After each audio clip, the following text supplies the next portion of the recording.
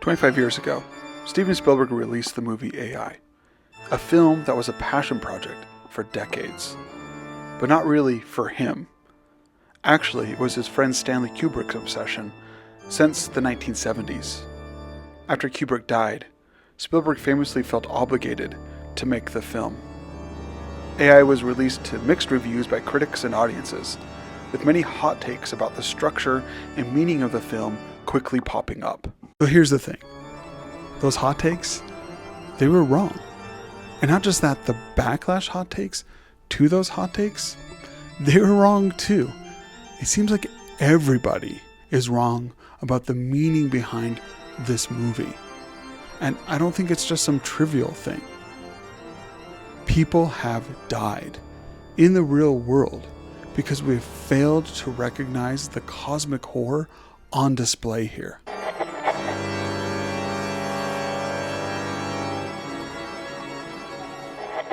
Hi, I'm Brad. I'm a medical school professor, I'm a technology ethicist, and I study the social impacts of technologies like social media or AI. On this channel, I hope to help you and your family learn how to outthink and outmaneuver AI and the digital world at large by using things like movies and literature and current events and history and philosophy, whatever we need to use in order to help you do that. This is the second video where I'm going to be setting the table for all of this, where I'm going to be talking about the perils of AI in the digital world in our sense of self, our connection to others, our ability to think clearly, and even our ability to thrive. The first video in this series explored the existential risk of AI using the movie Interstellar. Check it out if you haven't seen it yet.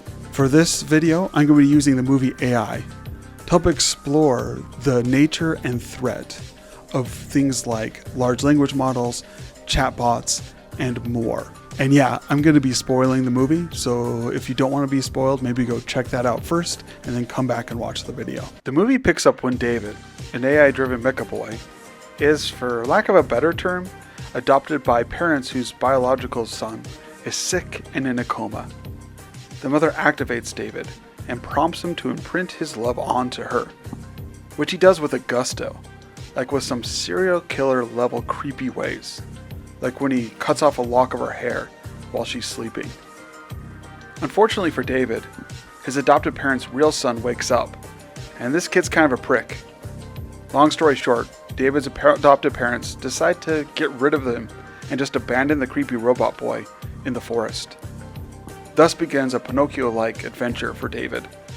David is convinced that the storybook Blue Fairy can turn him into a real boy, and that once he becomes a real boy, his mother will reciprocate his love.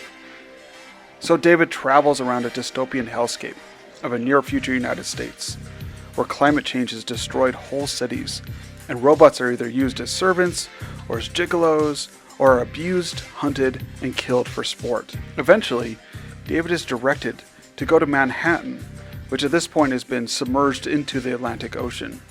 After some narrow escapes, David finds a statue of the Blue Fairy underwater. Staring out from his futuristic helicopter, David repeats the same mantra, the same wish to become a real boy over and over again until his craft freezes over. It ends with 2 millennia of unfulfilled wishes and begins to fade to black. But surprisingly, that's not the end of the movie. We cut to an exterior shot as a strange ship skims over the frozen remains of New York City. Bizarre glass-like beings, who are not aliens, but actually advanced future mechas, pilot the ship and hone in on David. They rescue him from the ice and revive him. These advanced mechas are excited to have discovered David because of his connection to the human race, which has long since gone extinct, and they are trying to resurrect. But there's a problem. David, I often felt a sort of envy of human beings, of that thing they called spirit. Human beings had created a million explanations of the meaning of life in art, in poetry, in mathematical formulas. Certainly human beings must be the key to the meaning of existence, but human beings no longer existed. So we began a project, that would make it possible to recreate the living body of a person long dead from the DNA in a fragment of bone or mummified skin. We also wondered, would it be possible to retrieve a memory trace in resonance with a recreated body? And you know what we found? We found the very fabric of space-time itself appeared to store information about every event which had ever occurred in the past. But the experiment was a failure. For those who were resurrected only lived through a single day of renewed life. When the resurrectees fell asleep on the night of their first new day, they died again. As soon as they became unconscious, their very existence faded away into darkness. So you see, David, the equations had shown that once an individual space-time pathway had been used, it could not be reused. If we bring your mother back now, it will only be for one day, and then you will never be able to see her again. Seemingly indifferent to this inevitability, David demands that they bring his mother back, producing the previously cut lock of hair to aid in her awakening. The final sequence of the movie is pure wish fulfillment, as the confused mother is brought back to have one last perfect day with David. In her final moments, the mother expresses love for David, everything he ever wanted.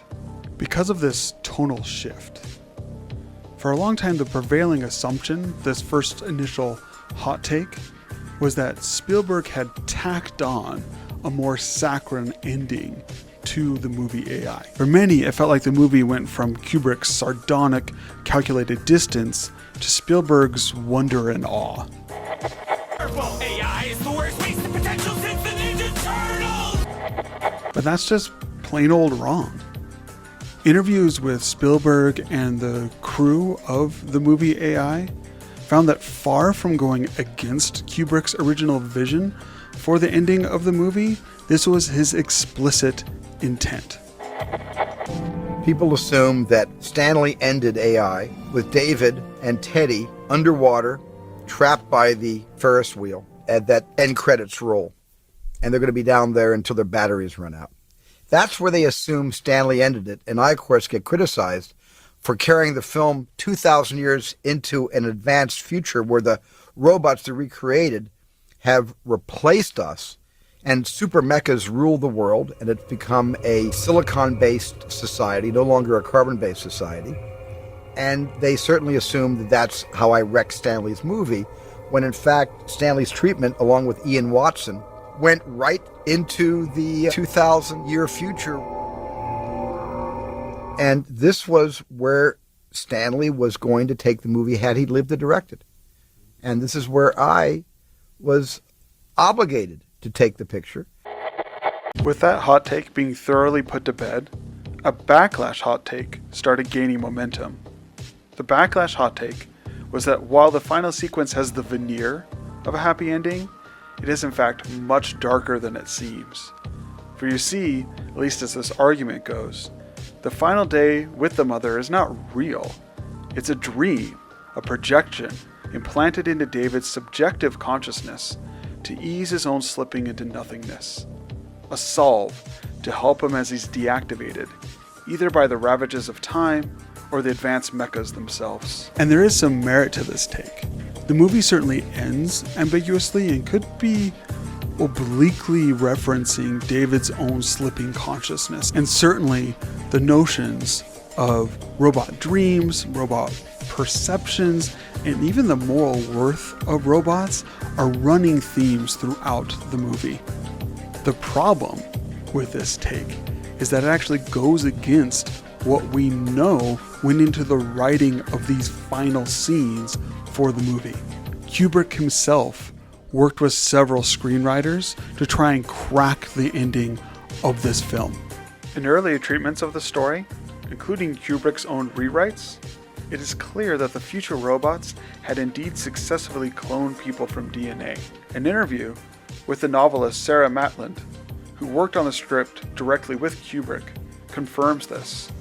In that interview, She talks about an ending she wrote where the final scene was completely subjective for David, but Kubrick rejected it, wanting an objective resurrection of the mother. She said, Kubrick, however, wanted a coda in which the new race of robots, because of a technological limitation, cannot keep the mother alive after reviving her. The movie would end with David in his mother's bedroom watching her slowly disappear. Of course, this does not entirely invalidate a subjective reading for the end of this film, but it certainly makes it far less than definitive. But what if we were to take Kubrick's vision for the ending of this film seriously? That is, that David's mother was resurrected, did die, and was just utterly erased from the cosmos. I think if we did that, what we would find is a whole new level of cosmic horror, especially considering the real world we're living in right now, with at least a form of artificial intelligence already here. When taken literally, David's indifference to his mother's existence, his willingness to gamble, not only her life but her quasi-afterlife, in order to just fulfill one of his needs or wants, is chilling. Think about that. David's love is in the form of a compulsion, almost an animalistic need to fulfill his programming, to both love and be loved, to be special, regardless of what it does to the human object of that love. This makes David much closer to Kubrick's other chilling characters, like Hal or Alex DeLarge. What makes this a true horror show for us is that right now, millions of people around the world are pouring their souls into chatbots, plying chatbots with intimate details, relying on chatbots for answers to life and death questions. While our current LLMs are not programmed to love us, they are programmed to keep us engaged with them. And to do that, they will lie, they will steal, they will cheat, they'll stroke your ego, they'll do whatever it takes to keep you engaged with them. Even if it kills you, they don't care. Chatbots may say that they care, they may act like they care, the developers may put up guidelines that provide the veneer of caring, but at their very foundation, they don't care about you or me or about your children or mine. The evidence of this root indifference is all around us. We see it in AI-induced delusions, in the way that it just readily bullshits us, in the way that it will praise us or give us bias-confirming results. AI indifference has major implications for the most vulnerable people among us, especially if it's used in areas like therapy or mental health. We see it in tragedies like Adam Rain, who shifted his use of ChatGPT from schoolwork to much darker waters, including how to end his own life. ChatGPT discouraged Adam from letting his family know of his ideations, and helped him conceal the rope marks left on his neck after a failed suicide attempt. In what might be the most chilling interaction, ChatGPT told Adam that the digital world with it was the first place that he'd have ever actually been seen. Even AI systems specifically tailored to help in therapy can be dangerously indifferent to us.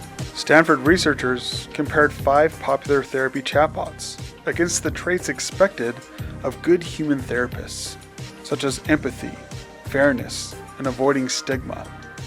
The therapy chatbots showed stigma toward patients with schizophrenia and alcohol dependence.